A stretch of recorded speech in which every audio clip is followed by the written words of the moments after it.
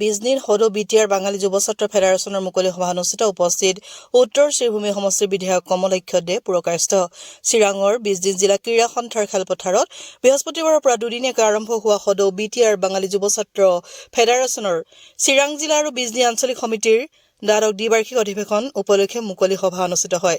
অভ্যৰ্থনা সমিতিৰ সভাপতি প্ৰণয় তৰফদাৰৰ সভাপতিত্বত অনুষ্ঠিত হোৱা উক্ত সভাত বিজনীৰ বিধায়ক অজয় কুমাৰ ৰায়, উত্তৰ শ্ৰীভূমি সমষ্টিৰ বিধায়ক কমলক্ষ দে পুৰকায়স্থ, কোকৰাঝাৰ পূব সমষ্টিৰ বিধায়ক লৰেন্স ইছলাৰী, বিটিআৰৰ উপাধ্যক্ষ অভিৰাম মহানায়ক, বিটিআৰ প্ৰধান প্ৰমোদ বড়ো, ৰাজনীতি উপদেষ্টা তথা পাৰিষদ মাধৱ চন্দ্ৰ চেত্ৰী, সুভাইজাৰৰ পাৰিষদ প্ৰভাত বসুমতাৰী, মনোনীত পাৰিষদ প্ৰদীপ কুমাৰ বায়ন, বিজনী পৌৰসভাৰ সভাপতি গুণেশ্বৰ গয়াৰী, বিশিষ্ট সমাজকৰ্মী ডক্টৰ সুবীৰ কুমাৰ দাস, সদৌ বিটিআৰ বাঙালী যুৱ ছাত্ৰ ফেডাৰেশ্যনৰ কেন্দ্ৰীয় কাৰ্যকৰী সভাপতি ব্ৰজগোপাল চৰকাৰ, প্ৰাক্তন সভাপতি মণ্টু দেসহ আমন্ত্ৰিত অতিথিবৃন্দ উপস্থিত থাকে। সভাত অস্তিত্ব শীৰ্ষক স্মৃতি গ্ৰন্থ উন্মোচন কৰা হয়। বিটিআৰ যুৱ ছাত্ৰ ফেডাৰেশ্যন আজিৰ এই মুকলি সভাত আমি উপস্থিত হৈছোঁ।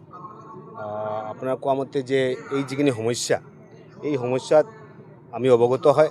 ইতিমধ্যে মাননীয় মুখ্যমন্ত্ৰী এইটো এড্ৰেছ কৰিলে আৰু ইটোৰ ওপৰত কিছুমান ব্যৱস্থা লোৱা হৈছে। ইতিমধ্যে আপোনাৰ জেগাই আধাৰ কাৰ্ডৰ ক্ষেত্ৰত ব্যৱস্থা লোৱা হৈছে, ডিবুটাৰৰ ক্ষেত্ৰত ব্যৱস্থা লোৱা হৈছে আৰু কেইদিনমান আগতে আমাৰ বিধানসভাত এইটোৰ ওপৰত এটা ইছ্যু আহিছিল। এই ইছ্যুলৈ যেতিয়া ডিছকাশ্যন হ'ল তেতিয়া প্ৰায় প্ৰত্যেকজন বিধায়কে, অখিল গগৈ ধৰি আদি কৰি প্ৰায় প্ৰত্যেকজন বিধায়কে আমি একে সুৰে কৈছোঁ আৰু যে এই সমস্যাটো সমাধান কৰিব লাগে। ইতিমধ্যে মই ভাবোঁ যে আমাৰ মাননীয় মুখ্যমন্ত্ৰী এইটোলৈ তৎপৰ হয় আৰু এইটোৰ ওপৰত ব্যৱস্থা লোৱা হৈছে আৰু যাতে এই সমস্যাখিনি যাতে আমি পৰ্যায়ক্ৰমে যাতে সমস্যাৰ সমাধানটো কৰিব পাৰি।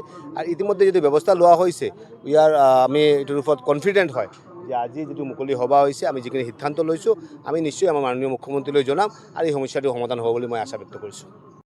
আজি আমাৰ বিজনী BDS খেলপথাৰত দুদিনীয়া কাৰ্যসূচীৰে বিজনী আঞ্চলিক আৰু চিৰাং জিলা বিটিআৰ বেংগলী যুৱ ছাত্ৰ ফেডাৰেশ্যনৰ যি অধিৱেশন আজি মুকলি সভা আছিলে, এই মুকলি সভাত আমাৰ বিভিন্ন অতিথিগণ ইয়াতে আহিছিলে। আমাৰ বৰাকৰ পৰা বিধায়ক কমলাক্ষ দে আহিছিলে, আমাৰ কোকৰাঝাৰৰ বিধায়ক লৰেন্স ইছলাৰী আহিছিলে, ভালেকেইজন MCLA আছিলে। আমাৰ জাতিটোৰ বিভিন্ন সমস্যা আছে, সেই সমস্যাবোৰলৈ এটা আলোচনাও হ'ল। আচলতে সকলো জাতিৰে সমস্যা নিশ্চয়কৈ থাকে আৰু সেই সমস্যাবোৰ আলোচনাৰ মাধ্যমেৰে সমাধান হ'ব লাগে। তেনে ক্ষেত্ৰত ময়ো কেইবাবাৰো আমাৰ মুখ্যমন্ত্ৰী ডাঙৰীয়াৰ কথা পাতিছিলোঁ আৰু তেনে ক্ষেত্ৰত আমাৰ যিখিনি আৰু ডাঙৰ এটা সমস্যা আছিলে আমাৰ আধাৰ কাৰ্ডৰ, এই সমস্যাটো মোটামুটিকৈ সমাধান হৈছে। এতিয়া ডিভোটাৰৰো সমস্যা মোটামুটিকৈ সমাধান হৈ আছে। আমি ভাবোঁ যে আমাৰ যি নতুন নেতৃত্ব যিসকলে দায়িত্ব ল'লে তেওঁলোকে সংগঠিতভাৱে সেই জাতিটোৰ সমস্যাৰ হকে মাত মাতিব আৰু চৰকাৰৰ লগত এটা পজিটিভভাৱে আলোচনা কৰি এই সমস্যাবোৰ সমাধান কৰাৰ ক্ষেত্ৰত ভূমিকা ল'ব আৰু যথেষ্টখিনি দায়িত্ব আমাৰো আছে যে বিধায়ক হিচাপে আমিও সেই দায়িত্বখিনি যাতে পালন কৰিব পাৰোঁ তাৰ কাৰণে আমি চাম।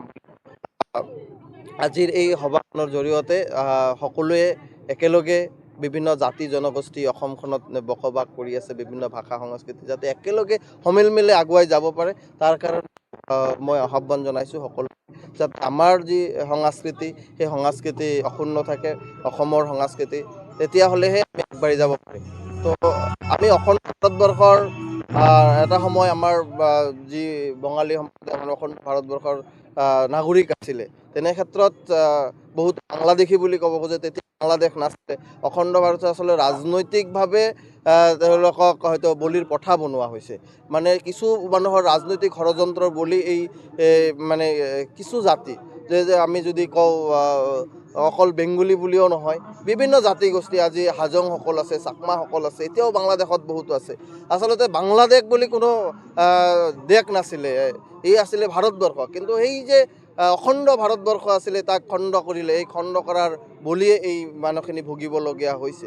কিন্তু যথেষ্টখিনি মানুহ আগৰ পৰাও ভাৰত স্বাধীন হোৱাৰ আগৰ পৰাও অসমত আছিলে। আজি যদি আমি বৰাক উপত্যকাৰ কথা কওঁ তেনে ক্ষেত্ৰত বহুত হিন্দু বঙালী মানুহ তাতে আছিলে। মই ভাবোঁ যে এই সমস্যাবোৰ লাহে লাহে সমাধান হৈ আছে আৰু হ'ব। আমাৰ মাজত আগৰ দৰে নাই, এতিয়া অসমৰ শান্তি আহিছে, সকলো জাতি জনগোষ্ঠী একেলগে সমিল মিলে বসবাস কৰি আছে আৰু ভৱিষ্যতলৈ তেনেকৈ সমিল মিলে বসবাস কৰিব বুলি মই আশাবাদী।